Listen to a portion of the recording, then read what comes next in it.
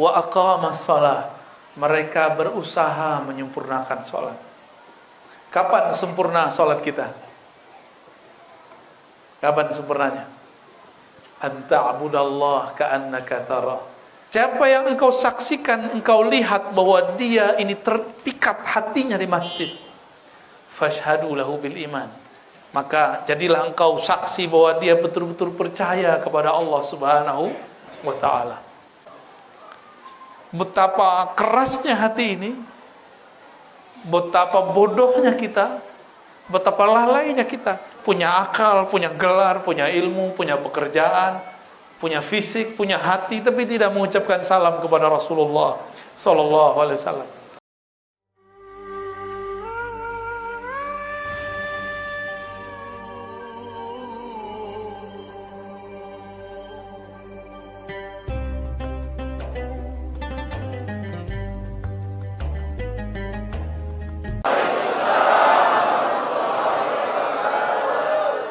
Alhamdulillahilladzi abrazana fi akhir zaman min ummati sayyidina Muhammad sallallahu alaihi wasallam.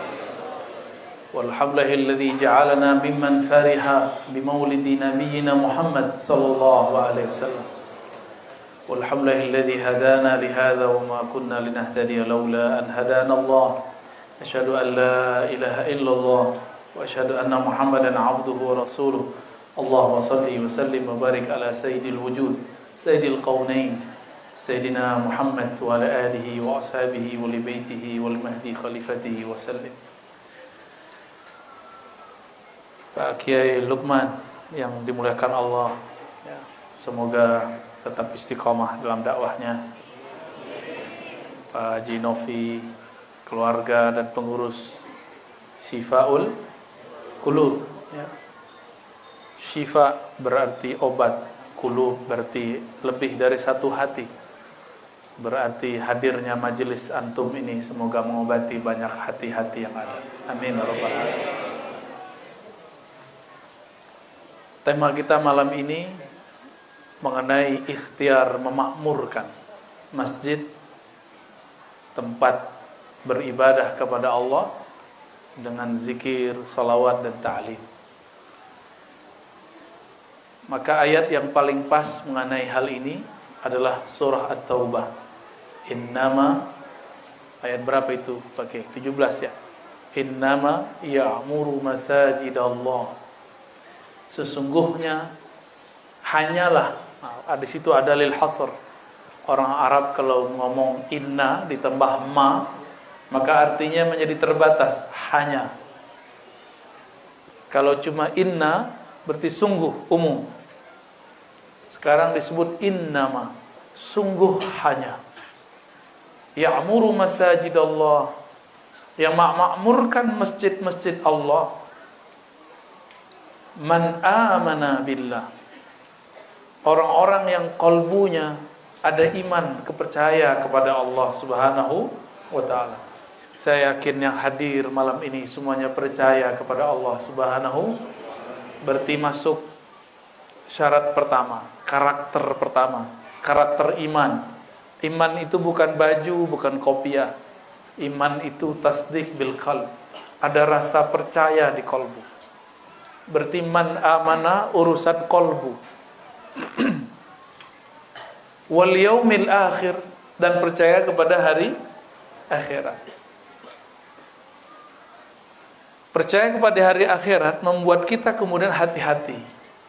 Bab akhirat itu sering kita mulai di dalam sholat kita dengan bacaan Maliki Yaumiddin. Orang-orang yang mengerti ayat ini, dia akan muncul rasa takut atas semua yang dia buat, yang dia makan. Karena Allah lah pemilik hari akhirat. Dialah yang nanti menghisap setiap makan yang kita makan. Itu baju yang kita pakai itu ditanya semua, tuh lama pertanyaannya itu. Antum pakai jam ditanya, handphone ditanya, kopiah ditanya. Yang paling lama ditanya tuh handphone. Buka apa aja, baca apa aja, paling lama dibaca.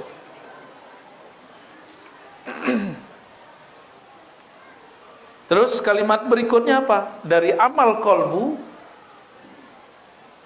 turun ke amal zahir. Wa aqamas salah, dan aqama, ini terjemahan biasa kan, mendirikan. Orang kita ini kalau mendirikan terbayang sama dia bangunan, ya. Aqama itu berarti berusaha menyempurnakan sholat. Berarti dia belum merasa benar-benar sholat, baru berusaha. Kalau orang-orang yang merasa sudah sholat itu munafik. Hati-hati Pak. Ibu-ibu yang baca sholawat mana orangnya? Oh, di luar. Itu cowok apa cewek? Ibu-ibu, mantap. Kalah bapak-bapak ini. Masa ibu-ibu bisa sholawat, bapak nggak bisa ya? Wa aqamas shalah. Ini belum, jarang orang memperbaiki terjemahan ini. Bukan memperbaiki, merevisi. Di zaman dulu, aqama, mendirikan, orang faham. Tapi zaman sekarang, mendirikan kok mirip dengan mendirikan masjid ya?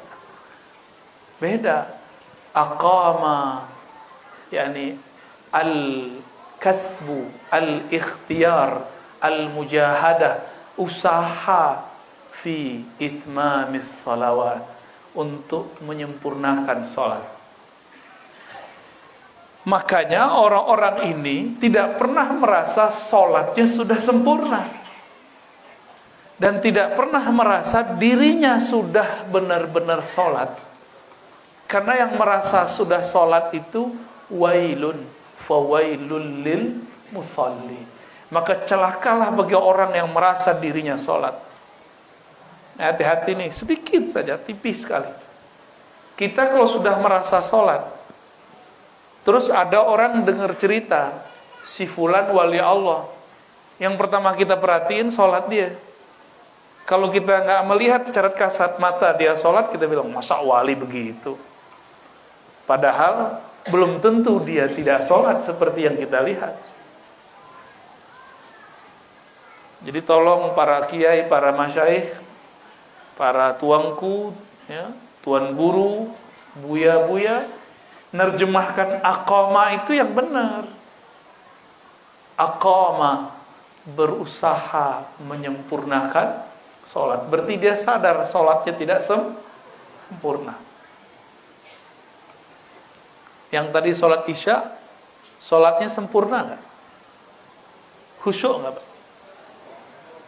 Khusyuk apa kusut? Jujur ya, jujur aja lah. Khusyuk apa kusut? Mulai dari awal takbir sampai assalamualaikum, berapa persen dengan Allah? Nabi dalam hadis Tabarani mengatakan di akhir zaman itu sebagian orang cuma dapat bagian sholatnya 10%. Usyur 10. Ada yang dapatnya 1/8. Ada yang dapatnya 1/20, ada yang 1/30, ada yang setengah. Nggak dapat semua. Itulah makna ayat tadi. Tapi orang munafik merasa sholatnya diterima, merasa dirinya sholat. Maka nanti kalau pulang subuh-subuh tuh, itu ujian aqamas salah. Subuh-subuh kita keluar ke masjid. Pas balik dari masjid kita lihat, kok tetanggaku belum bangun ya? Munafik kayaknya. Terbersit rasa sok suci, lalu mengatakan tetanggaku munafik. Kan ada hadis, 2 sholat yang berat bagi orang-orang munafik. Al-isya wa subuh. Isya dan subuh. Tetanggaku munafik. Berarti dia udah merasa sholat. Ini gawat itu. Hati Pak ya. Di tahun-tahun sebelumnya cuma karena beda coblosan itu bisa nggak nyolatin sholat orang kalau mati. Ini gawat itu. Itu berbahaya sekali. Di mana ulama-ulama ahlus sunnah saat itu? Bingung saya itu. Saya bingung melihatnya. Tapi mereka pada takut dibentak jamaah. Takut diturunin dari mimbar oleh jamaah. Ya salam. Saya mau tanya sama antum, ada nggak di kitab fikih nyoblos? Ada nggak di Quran beda partai, beda pilihan, beda iman? nggak boleh disolatin, ada nggak? Menyedihkan sekali. Kemana ulama-ulama ahlus sunnah kita? Semuanya termakan hoax. Yang dulu hoax itu pernah diperlakukan kepada para sahabat Rasulullah. Sehingga Sayyidatuna Aisyah perang dengan Sayyidina Ali. Sayyidina Ali perang dengan Sayyidina Muawiyah. Itu sahabat perang karena hoax. Mau nanti diulang lagi 2023, 2024. Beneran? Mau janji? Nih, coba ingat-ingat kata ini saya ulang-ulang dimanapun sekarang. Beda politik bukan beda iman. Coba diulangi. Ya. Kenapa? Karena dalam ajaran Ahlus Sunnah, coba buka semua ayat, semua hadis, semua kitab-kitab Ahlus Sunnah, tidak ada di situ syarat Ahlus Sunnah itu coblosannya sama, partainya sama, nggak ada. Aisyah masih Ahlus Sunnah nggak ketika berperang dengan Ali? Ali masih Ahlus Sunnah nggak ketika perang dengan Muawiyah? Yang nggak Ahlus Sunnah itu yang mengkafirkan mereka semua, namanya Khawarij. Antum yang mana? Yang ngafir-ngafirkan? Jangan ulangi kesalahan itu. Untung orang Indonesia adem-adem, nggak emosional seperti di sana. Dan untung di negeri ini tidak bebas pegang senjata. Di Yaman semua orang boleh pegang senjata, udah kayak bawa sendok aja, biasa bawa. Di Mesir boleh. Alhamdulillah di negeri kita dibatasi itu. Dan ini nikmat besar dari Allah Subhanahu wa taala. Wa aqamas shalah, mereka berusaha menyempurnakan salat. Kapan sempurna salat kita? Kapan sempurnanya? Anta'budallah ka'annaka tarah. Engkau ibadah, menyembahnya seakan-akan melihatnya. Jika tidak, yakinilah bahwa dia melihatmu. Ada yang bisa lihat Allah? Berarti yang lihat Allah siapa? Allah juga. Maka anta'budallah itu engkau menyembahnya seakan melihatnya. Engkau melihatnya dengan pandangannya.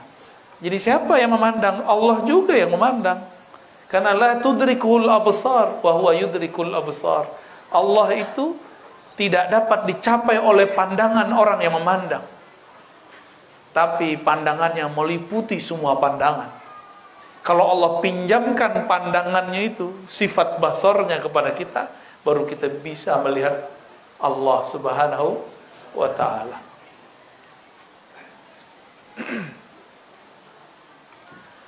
Kemudian wa aqamas shalah, ayat berikutnya apa? Kalimat berikutnya wa ataz zakah. Ata memberikan, mendatangkan, menunaikan az-zakah, zakat. Harfiah zakat apa arti harfiah zakat? Az-zakah bisa berarti pembersihan. Tapi zakat juga berarti an-numu, tumbuh. Maka setiap kali orang memberi, secara zahir hartanya berkurang, tapi secara hakikat di sisi Allah hartanya bertambah. Gak percaya antum tanya sama orang yang sudah sering ngasih-ngasih, berbagi. Tanya sama dia, kenapa dia ngasih gak pernah miskin-miskin?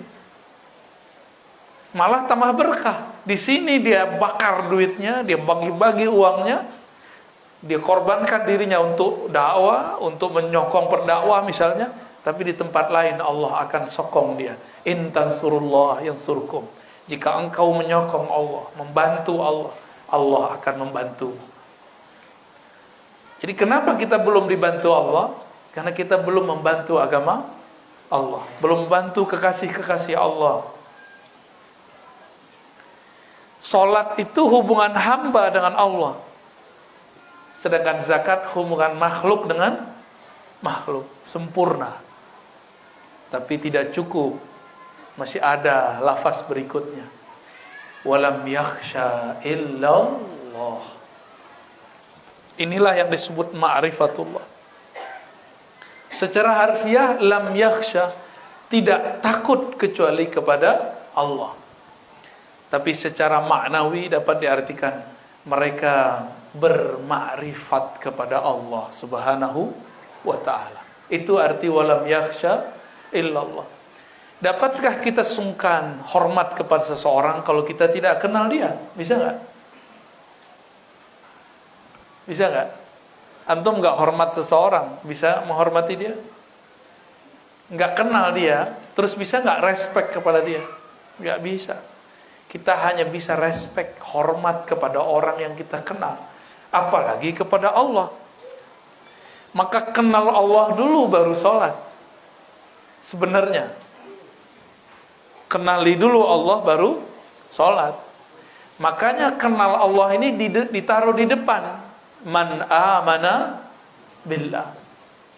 Siapa yang percaya kepada Allah. Percaya dimulai dengan iman, ditutup dengan takut. Maka makrifat itu diawali dengan percaya, diakhiri dengan takut. Takut kepada Allah Subhanahu wa ta'ala. Inilah yang disebut oleh Allah Subhanahu wa ta'ala orang-orang yang sanggup memakmurkan masjid. Makmur itu ternyata bukan bahasa Indonesia, itu bahasa Arab. Amara, ya'muru, umran, amran, fahuwa amirun, wa zaka ma'murun. Dimakmurkan, diramaikan, dipanjangkan, diluaskan. Maka masjid yang luas itu bukan masjid yang luas secara fisik, tapi masjid yang dimakmurkan oleh orangnya. Ayat itu sebenarnya ada hakikat di dalamnya. Siapa saja yang Allah takdirkan memakmurkan masjid, sudah tertulis namanya pada masa azaliyah. Jadi Bapak Ibu ini sudah ditulis namanya. Jam sekian, tanggal sekian, dia duduk di masjidku. Sudah ditulis Pak semuanya. Semoga nama ini tidak dihapus dari sisinya. Amin ya rabbal alamin. Nama kita sudah ditulis. Cuma dulu itu kan masa azaliyah, yang ditulis ruhnya, bukan tubuh fisiknya.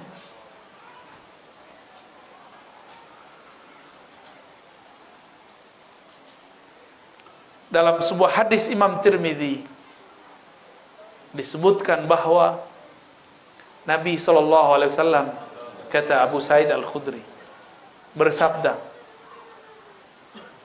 man i'tada, ya, atau man yata'ahada, ada dua versi riwayat, ilal masjid idza ra'aitumur rajul yata'ahad bil masjid fashhadu lahu bil iman.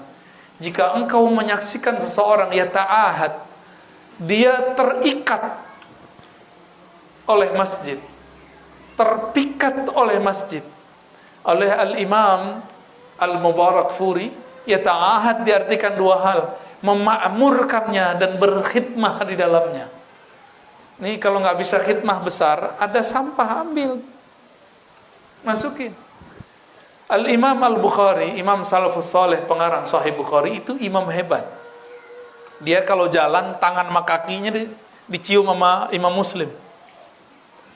Gimana? Tangan sama kakinya dicium sama Imam Muslim. Itu imam ahli hadis. Di Indonesia orang cuma sungkem doang sama bapak ibunya disebut syirik.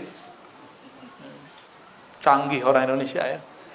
Katanya si ustadz ini ikut sunnah. Kita tanya sunnah siapa? Sunnah Imam Bukhari. Padahal Imam Bukhari membolehkan cium tangan dan kaki dalam tradisi orang-orang Bukhara dan Persia. Bahkan tradisi Nabi Sallallahu Alaihi Wasallam.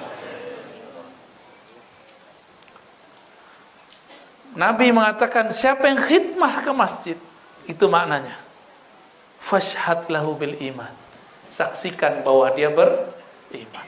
Makna kedua, siapa yang engkau saksikan, engkau lihat bahwa dia ini terpikat hatinya di masjid, fashhadu lahu bil iman, maka jadilah engkau saksi bahwa dia betul-betul percaya kepada Allah Subhanahu wa ta'ala. Betapa hebatnya umat Nabi Muhammad, tidak bertemu Nabi Muhammad tapi percaya kepada Nabi Muhammad sallallahu alaihi wasallam. Betapa hebatnya umat Nabi Muhammad, percaya kepada Allah tanpa perlu mengatakan belahlah bulan, tanpa perlu mengatakan panggil tuh pohon bawa ke sini. Enggak perlu. Itu cukup di zaman beliau orang-orang Badui, ya. Kita enggak perlu begitu. Kita percaya kepada Allah tanpa syarat, karena Allah sudah cukup sebagai syarat dan rukun percaya. Maka apabila kita sudah menyaksikan ada orang khidmah, ada orang terpikat di masjid, kita pun akan mengatakan dia beriman kepada Allah Subhanahu wa ta'ala. Lalu Nabi bacakan ayat ini, surat At-Taubah ini. Bapak, Ibu, Saudara, sahabat yang dimuliakan Allah, Nabi SAW bangun masjid bukan karena ingin saingan. Nabi pun bangun masjid karena menunggu wahyu dari Allah Subhanahu wa ta'ala. Ketika beliau masuk ke Madinah, disebutkan dalam riwayat Imam Tirmidzi, hadisnya sahih, beliau berjalan bersama sepupu-sepupunya dari kalangan orang-orang Madinah. Dulu masih bernama Yathrib. Disambut oleh orang-orang Madinah. Itulah kalimatnya, marhaban ya Rasulullah, selamat datang wahai Rasulullah. Itu kalamnya. Jadi yang kita baca itu bukan kalam dibuat-buat. Itu seakan-akan kita menghadirkan kembali kisah Rasulullah masuk ke Madinah. Itu maksud beliau. Itu maksud para masyayikh kita. Dan saya sudah sering cerita, ya, mungkin teman-teman sahabat-sahabat sudah sering dengar lewat Thariqat Al-Yutubiyah. Ini pengikut Al-Yutubiyah, ya. Mursyidnya banyak di situ. Mulai dari yang bersanad sampai tidak bersanad. Nabi SAW ma marra bihajarin wala syajarin, tidaklah melewati suatu batu ataupun gunung illa kecuali sallama alaih. Itu batu yang keras, itu pohon yang tidak punya akal, yusallim alaih, mengucapkan salam kepada baginda Nabi Muhammad sallallahu alaihi wasallam. Maka kita malu kepada Rasulullah. Itu pohon enggak punya akal, batu enggak punya fisik seperti kita, masih mau mengucapkan salam kepada Rasulullah sallallahu alaihi wasallam. Betapa kerasnya hati ini, betapa bodohnya kita, betapa lalainya kita. Punya akal, punya gelar, punya ilmu, punya pekerjaan, punya fisik, punya hati, tapi tidak mengucapkan salam kepada Rasulullah sallallahu alaihi wasallam. Malah mempertanyakan khurafat tuh yang meyakini Rasulullah hadir lagi majelis. Ya salam. Yang mengatakan hadir itu kan Rasulullah, bukan kita, bukan Habib Umar, bukan Habib Ali, bukan Habib Fulan, bukan. Yang mengatakan hadir menjawab saat orang bersolawat itu Rasulullah sallallahu alaihi wasallam. Apa kata beliau? Ma min ahadin, tidaklah ada seorang kamu, yusallim alayya, mengucapkan salam kepadaku, illa raddallahu alayya ruhi, kecuali Allah kembalikan ruhku. Bahasa kitanya Allah hadirkan rohku. Hatta arudda alaihi salam, sehingga aku membalas salam-salamnya. Bertanyalah anak pintar, anak cerdas di Palembang, Buya, Rasul kan satu, yang mengucapin salam malam ini aja udah berapa ini? Berapa orang yang hadir Pak Kiai? Enggak sempat ngitung ya. Kita bukan robot ya. Gimana cara membalasnya? Itulah dijawab dengan syair yang antum baca tadi. Tala'al badru alaina. Kita juga baca tadi, dibaca enggak tadi? Anta syamsun, anta badrun. Matahari mengeluarkan pancaran sekali, kenal semuanya. Benar enggak? Apakah berkurang matahari dengan banyaknya orang yang mendapatkan cahaya matahari? Paham maksudnya? Itulah makna anta syamsun. Wahai Rasulullah, engkaulah sang pelita matahari, sang surya, yang cahayamu sekali menyembur, sekali keluar, dapat memenuhi semua hajat orang yang berhajat. Jadi nggak usah suuzon, berprasangka Nabi nggak bisa jawab. Rasulullah itu pelita, syamsun. Rasulullah itu bahkan kalaupun gelap, badrun. Apa maknanya? Kalau terang, orang semuanya baik, Rasulullah pelitanya. Kalaupun gelap, masih Rasulullah juga yang memberi syafaat. Itulah makna Al-Badr. Al-Badr itu adalah sebutan Rasulullah yang juga merupakan nama dari Al-Imam Al-Mahdi fi akhir zaman. Apa arti Badr? Dalam gelapnya alam semesta masih ada pantulan cahaya matahari. Jadi cahaya bulan itu cahaya matahari juga, benar nggak? Ini cara memahami Imam akhir zaman, ntar. Cahaya rembulan itu cahaya matahari juga. Kapan dia bercahaya? Jika alam semesta gelap. Itulah yang disebut jahiliyah. Dan jahiliyah ini akan terjadi 2 kali. Jahiliyah pra-bi'tsah, sebelum Nabi diutus. Dan ada jahiliyah akhir zaman. Jahiliyah akhir zaman itu udah berkopiah, udah pakai baju koko, udah pakai sarung, tapi nggak mengerti, ya. Udah pakai celana tapi jingkrang, ya. Udah berjenggot, udah semua, tapi dia nggak ngerti juga bagaimana cara berkoneksi kepada Rasulullah Sallallahu Alaihi Wasallam.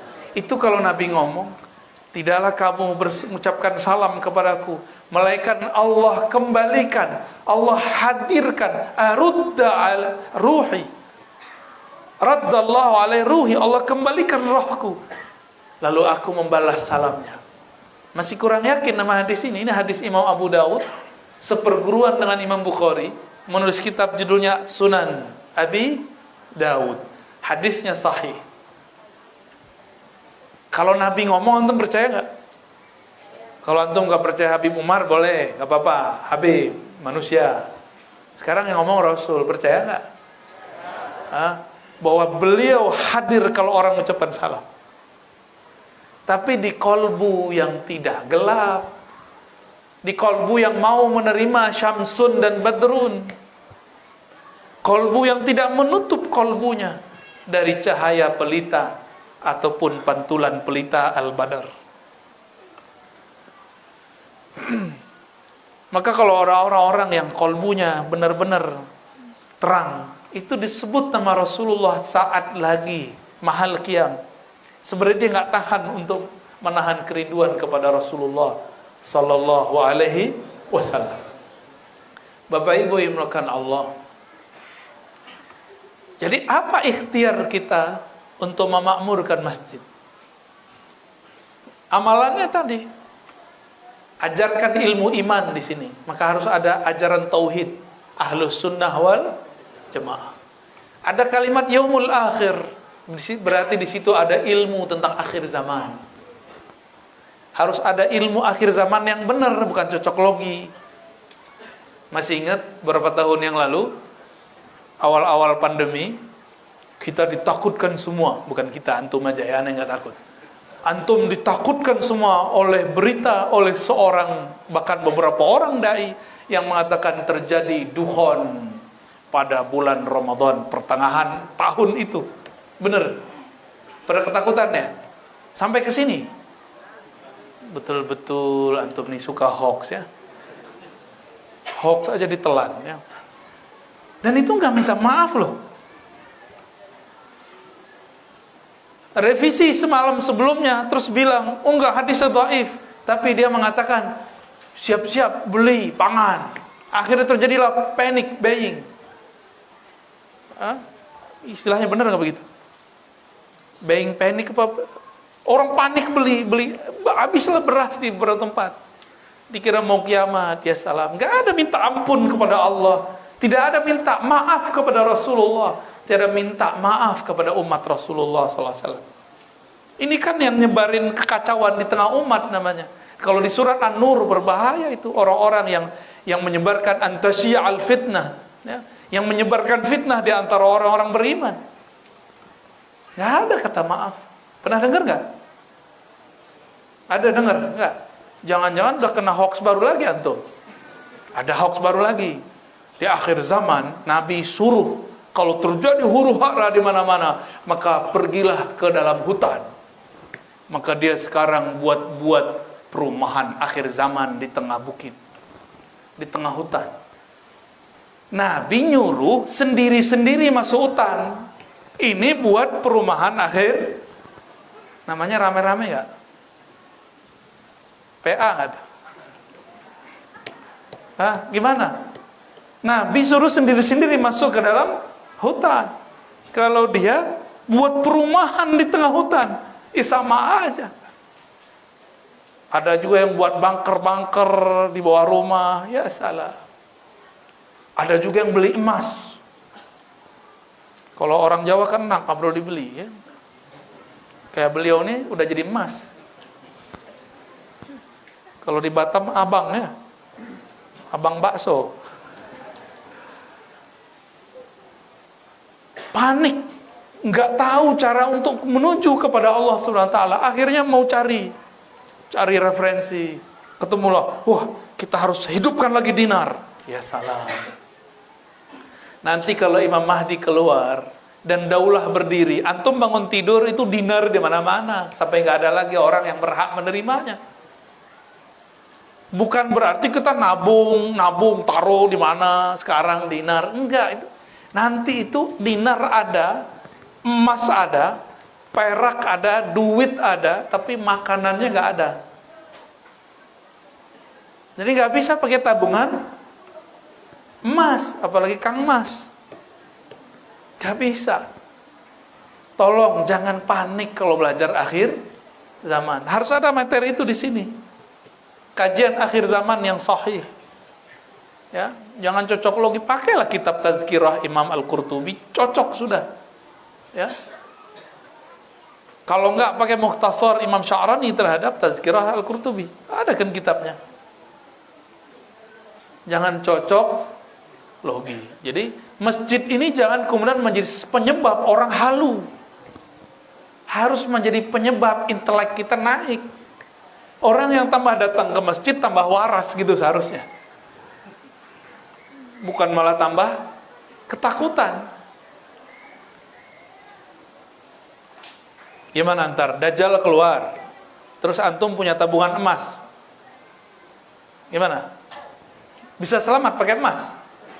Waduh, ada beberapa kajian ya salam. Nanti itu ya terjadi paceklik. Ya paceklik kan masalah pangan nanti. Orang nggak butuh lagi nanti duit, nggak butuh. Maka tolong hidupkan kajian iman kepada Allah, kajian akhir zaman, al-yaumil akhir. Kajian akhir zaman itu ada dua, ada pra kiamat, ada setelah kematian dan kiamat. Alam barzakh, wah itu seru tuh ngajinya. Padang mahsyar, lebih asik lagi.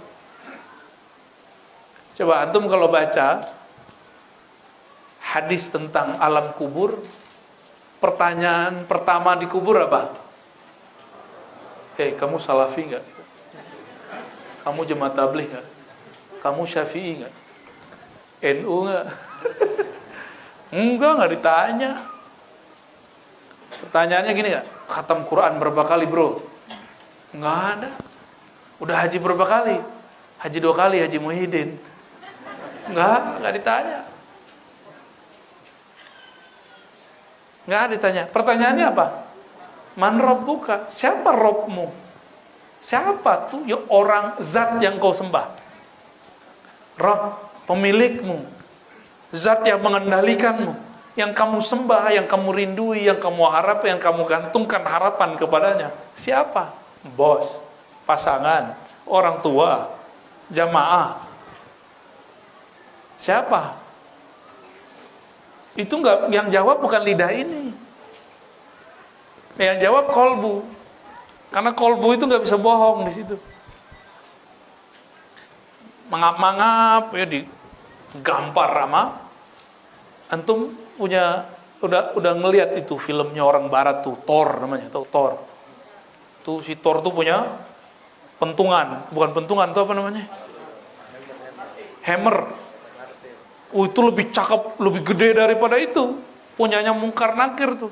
Nggak bisa jawab. Wah, kepala itu hancur kepala.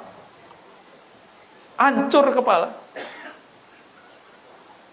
Ada yang berani. Maka sekarang jangan sibuk hanya ilmu-ilmu kulit, harus mulai masuk kepada ilmu ma'rifatullah, mengenal Allah Subhanahu. Antum hafalan berapa ntar gak ditanya. Maka yang hafiz sama yang gak hafiz, kalau gak kenal Allah sama melaratnya di sono. Lo kan Quran memberi syafaat. Quran itu untuk dihafalkan atau untuk difahami? Cara memahami itu pertama menghafal, membaca, ya. Tapi jangan berhenti di situ. Kalau menghafal, lebih kenceng handphone kita. YouTube aneh tuh, 30 juz, gak berhenti-berhenti. Mungkin YouTube masuk surga duluan. Bukan itu. Quran itu bukan untuk sekedar hafalan, tapi untuk peringatan. Gitu. Jadi jangan senang dulu anak kita sudah hafal sekian. Lihat dulu akhlaknya. Lihat dulu akhlaknya. Ya, banyak sekarang ya, ada yang nantang-nantang anak-anak ribat ya, santri-santri ribat. Sebenarnya nantang saya. Kata dia, gua hafal 30 juz, berani coba. Ya salah, dia sombong pakai hafalannya. Ya, berani coba sama saya. Kata dia itu, saya hafal 30 juz. Ya salah. Apakah begitu Rasulullah mengajarkan orang hafal Quran? Baru baca 30 juz, udah berani nantang-nantang debat. Ya. Ditanya apa yang ente hafal, bisa jawab nggak? Jadi kalau mau menghidupkan Quran, jangan hanya menghidupkan tahfiznya, tapi harus masuk kepada tafaqquh fid din, wajib hukumnya. Memahami agama. Adakah perintah di dalam Al-Quran menghafalkan tanpa memahami? Ada nggak? Nggak ada. Yang ada tafaqquh. Tafaqquh itu menghafal masuk di dalamnya, belajar masuk di dalamnya. Ditolong para masyayikh, para kiai, hidupkan tahfiz plus tafaqquh fiddin. Jadikan itu jargon. Karena pembeda tentara Dajjal dengan tentara Al-Mahdi di akhir zaman cuma tafaqquh. Paham atau tidak, cuma itu aja bedanya. Sama-sama hafal soalnya. Dulu sudah berhasil bunuh Sayyidina Ali. Sama-sama hafiz Quran. Sayyidina Ali hafiz Quran, yang bunuh hafiz Quran. Gimana tuh? Ya. Udah jam 9 pakai. Wa aqamas shalah wa ataz zakah. Itu ada ilmu di situ, ilmu syariat dan hakikat. Mau sholat begitu-gitu aja, nggak mau kan? Supaya sholat enak kita bertorikoh. Supaya sholat diterima oleh Allah kita berhakikah. Bertorikoh itu cari metode supaya khusyuk. Dulu yang ajarkan kita sholat itu cuma mengajarkan cara zahir, bener nggak? Waktu kecil diajarin cara zahir nggak? Kolbunya udah diajarin belum? Kalau tubuh ini wajib sholat, sebenarnya yang sholat tubuh ini atau yang di dalam ini? Ya, yang disebut aku, wajah tuh, aku hadapkan diriku kepada pencipta langit dan bumi.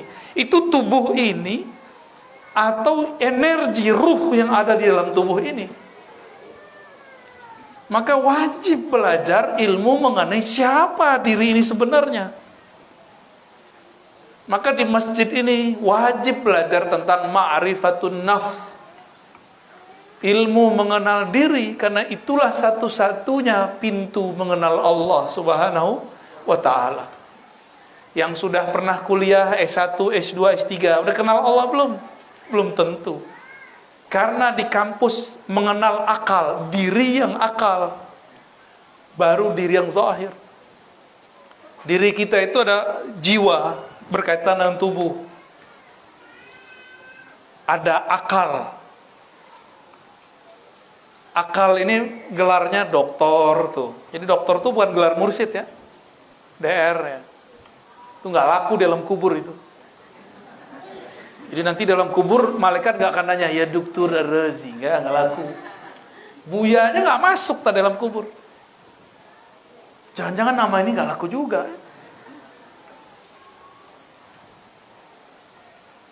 Jadi yang sudah beryuforia dengan gelar-gelar akademiknya, gelar-gelar keagamaannya, tunggu dulu, itu nggak laku masuk ke alam kubur.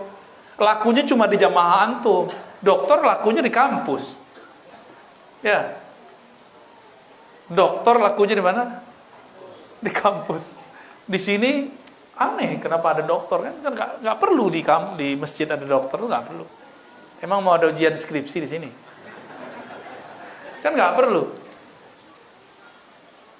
Apakah kalau saya sadar saya dokter, saya kenal diri? Belum. Jangan-jangan tambah sombong. Terbersit di hati, aku lebih tinggi kuliahnya daripada yang lain. Ini sombong jadinya.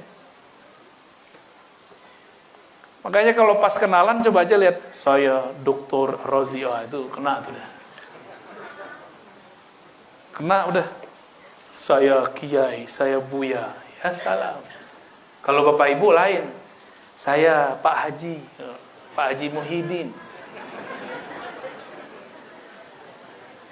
Itu sholatnya protes tuh. Gue sholat 5 kali nggak disebut-sebut katanya.